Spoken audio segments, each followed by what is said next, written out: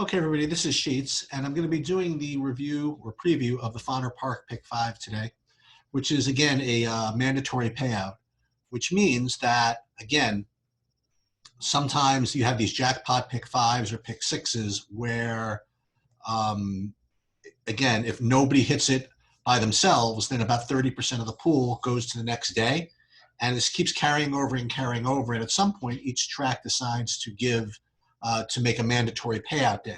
And just coincidentally, over the next 3 days, you're going to have one with Fonner Park today, Golden Gate, which is going to come back from its hiatus tomorrow, and then Santa Anita, which is going to come back from its hiatus Friday. So what happened was when these tracks closed due to COVID, there was this pent-up carryover money in there. So, what to do with that money? Well, what they decided to do is their first day back, they were going to make it mandatory giveaway day, which is great. Now, again, this doesn't necessarily mean these are particularly great days to play horse racing, but I figured if I was going to do some content, I may as well do it on days like this. So again, we are just waiting. Excuse me, something in my eye. We are still waiting for sports to come back, and we do see some kind of lights at the end of the tunnel, so to speak. Like I see, oh my goodness, I think I'm getting coronavirus in my eye. Wow. So, MMA is back. Major League Baseball may be right around the corner. NBA, who knows? And auto racing this weekend too. So I'm going to continue to do these horse racing videos. And again, when sports comes back, it's going to be really up to you guys whether I continue to do these. If I do get a lot of interest, I'll put this as part of our, normal whatever package we come up with on our new site. If not, then I'll just keep it to myself, as I have been for the last 20 years, if you want to know the truth. But again, I am going a little bit nuts. I mean, with this quarantine, whatever it is, I've become addicted to online stuff and ordering things. I mean, so here's I got masks for my business. Like here, there's a mask got one for my hedge fund. I got that one. I got one in white. I got this one, which is this is for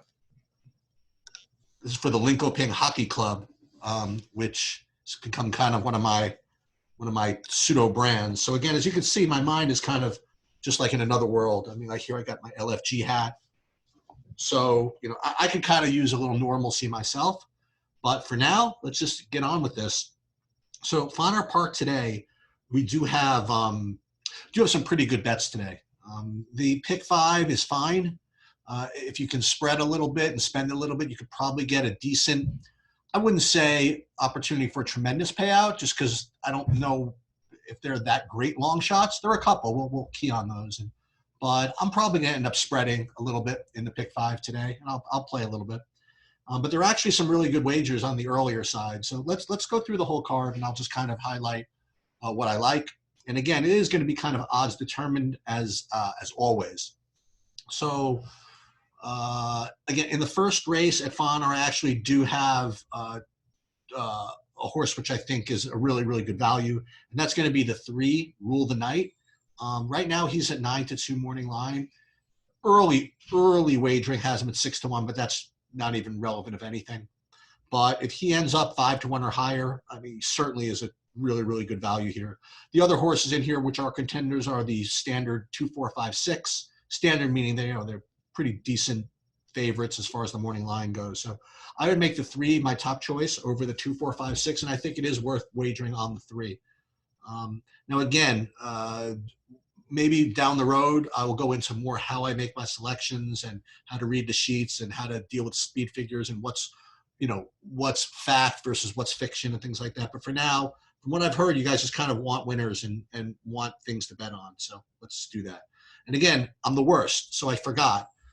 If you want to wager on ExpressBet, that's XPRESSBET.com. That's the place I wager. And if you do set up an account there, a new account, make sure you use promo code TRUEDFS, TRUEDFS. So again, I'm the worst when it comes to promotion, so I just forgot to do that already. All right, so that was the first race, which I do think is a pretty decent wagering race if you're going to key the 3. The second race is actually a really good race as well to bet on. There are 2 horses that are very, very long morning line odds, and I think both of them are worth wagering on. The 3, Cerebra, at 10-1 morning line, and the 4, Dan Burite, at 12-1. I think both of these have just as good a chance as almost anybody else to win this race. And at these prices, they're both really, really strong values. I would actually say that the 4 is a little better. So if you had to only pick one, I would say to key the 4 Danuberite or Damburite.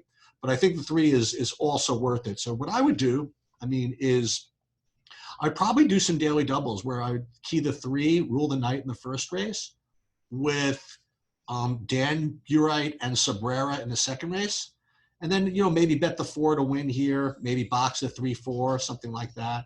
I might even go back in the first race and use those other horses that I thought were just okay, but not as good as the 3, like 2, 4, 5, 6. I might use those with either the 4 or the 3 in the daily doubles, just because I think those are just tremendous values, and I want to get as much of that as I can.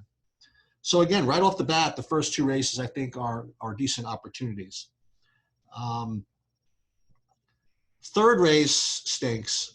It's a race of just terrible maidens. I think that they all have a shot, and there's really nobody that's going to be just great value if you want to know the truth. I would not bet anything on this race. The only thing I would say is the 8 is, I would say, the most likely winner. But these horses have so much variance that I think that to bet him as the big favorite is probably not a great idea. The only thing I would say as far as what you could do is, again, if you really like those first 2 legs, like once again, if you had, if you want to do the 3 and the 4 in the second race, and then that rule the night in the first race, if you wanted, you go pick 3s, pick 5, something like that, then you could go all in the third race. But, you are kind of, as me and my friend like to say, you don't want to dilute a strong opinion with a bad one, right?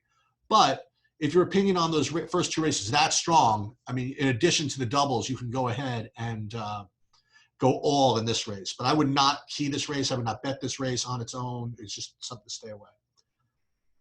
Similarly, unfortunately, the 4th race is a pretty bad betting race also. I just happen to like the horses that I like. They're 3, 5, 6, and 7. I guess the one bit of value I would say is the 2 is a really bad 3-to-1 shot, so I would not bet him. So again, you could look, and if you think that if the 3, 5, 6, or 7, any of them drift up over 10-to-1, maybe you can use them. But again, I wouldn't bet this race. I would just kind of pass. Okay, so the 5th race begins the pick 5, and we're going to analyze it from a betting race perspective and from a pick 5 perspective. I do think that there are maybe 6 of these 8 horses that have a shot. And I think that I'm going to use all 6 of those contenders in the pick 5. And that's going to be basically everybody except the 2 and the 3. So we're talking about Chance of Frost, La India, Innocent Storm, Our Annabelle, Holy Marie, and Rai Rai Sweetie. And I am going to use probably all of those in the pick 5. Now, the 2 horses, I think the horse that is, I don't say most likely to win, but I guess Chance of Frost. Chance of Frost happens to be off a layoff, but I don't want to get too much into that and the reasons.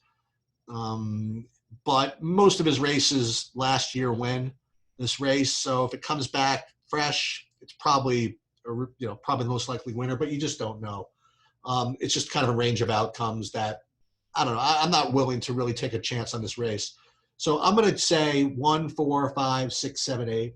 Again, the 4 at 15-to-1, probably, again, if I was just betting the best EV spot of the race, I would say the 4, okay? But I would not key the race, but in the pick 5s, I would use all those, 1, 4, 5, 6, 7, 8. But again, it's a really, really bad betting race. Maybe if La India goes off 20-to-1, you could bet him. And maybe if Chance of Frost goes off like 6-to-1, you could bet him. But aside from that, there's really not much. All right, in the 6th race, all right, so I'm back and forth here. Let's first analyze this from a betting perspective. I happen to like 3 horses more than the others, and that is going to be the 5, Jothmiel's Inferno, the 7, Lively Spell, and then the 8, Diva's Diva. To be more specific, actually, I think this 5 and the 8, Jothmiel's Inferno and Diva Diva, I think those are the 2 best. And one of them is 10-to-1 and the other is 6-to-1. So I think this is actually a pretty decent betting race. So for me, I would say key the 5 and the 8, maybe use the 7 also. And what would be great is if we could find something in later races to use also.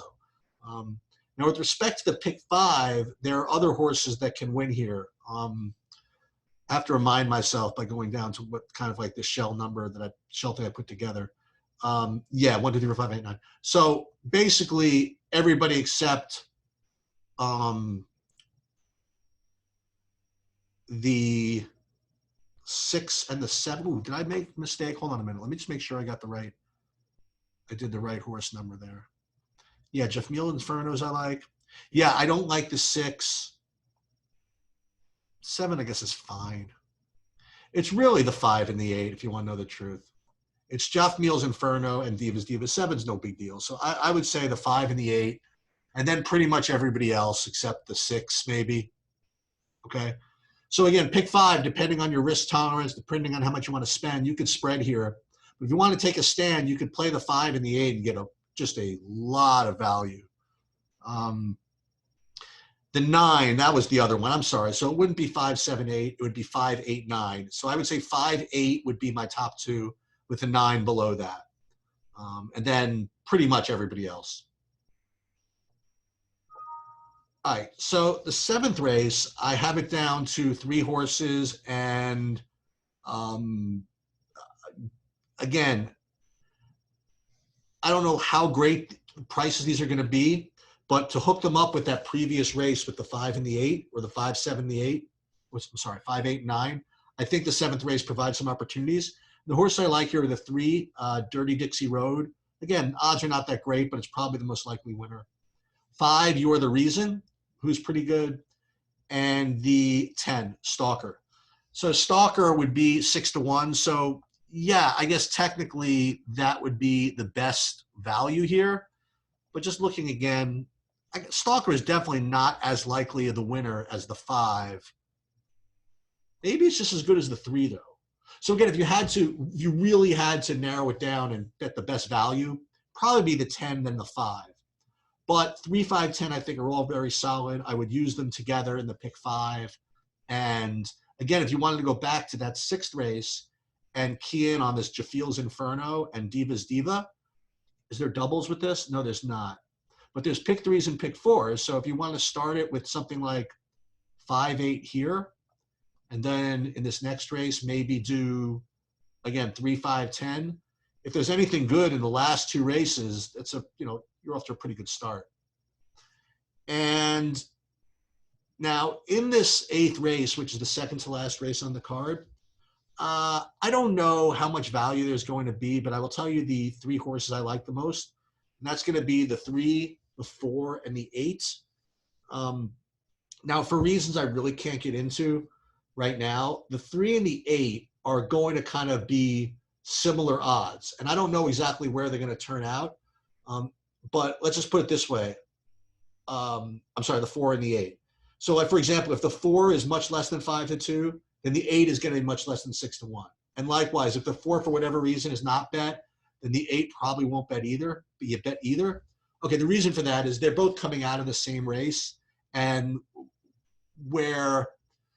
how bettors interpret the results of that race, they kind of correlate with one another. So if they view the 4's performance in that last race as being really good, they're going to regard the 8's performance as going to be really good also. And if they regard the 4's performance as not being as good, then they might also downgrade the 8. So you watch for these 2 horses. They might end up being really chalky together, or they might end up both being ignored. So I just kind of hold them to be very similar.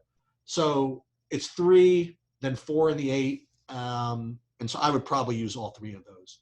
Now the next ones, you could go to the 1 maybe, but I still think 3, 4, and 8 should be plenty. And in the last race, the 9th race, there are 2 horses that I'd make top tier, and one of them is the 4 at 7 to 2 morning line, and the other is the 6, Charming Dixie, at 9 to 2 morning line. This is another one that's going to be kind of hard to get into, but if this is kind of annoying, but if the 6 is live on the board, in other words, if he's bet a little bit, maybe he's down to 3 to 1, then I would actually feel a little more comfortable about it. And I can't get really into too much about it. Why? but just his past performances and his numbers and his pattern just kind of indicates that he's either really live or he really isn't. And if she just takes no money at all, she's probably just not going to do much.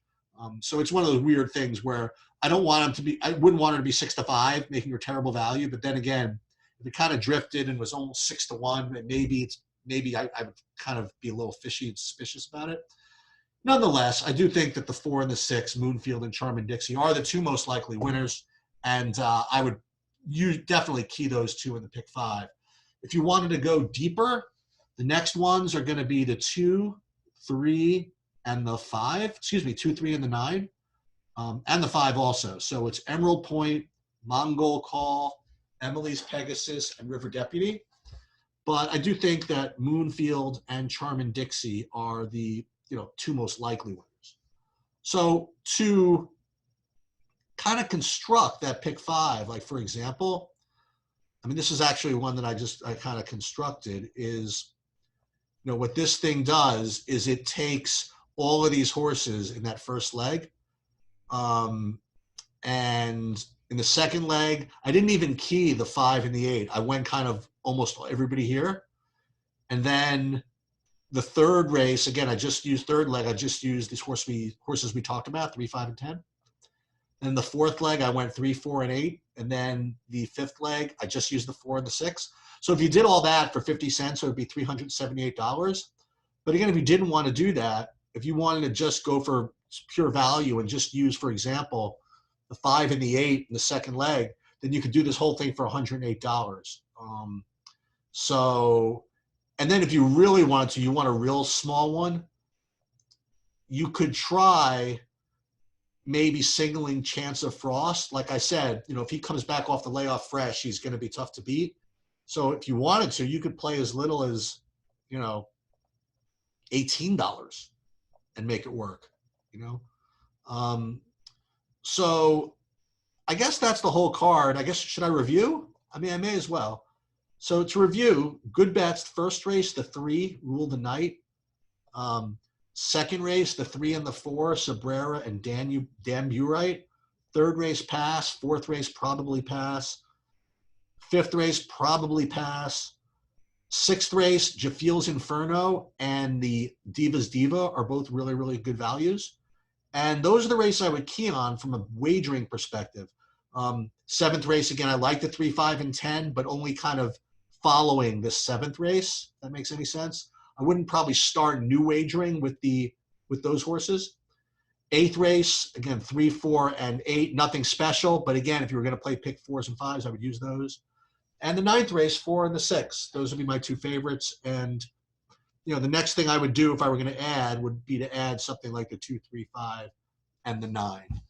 I guess that's all I have for today. For tomorrow, we're going to do was it Golden Gate tomorrow?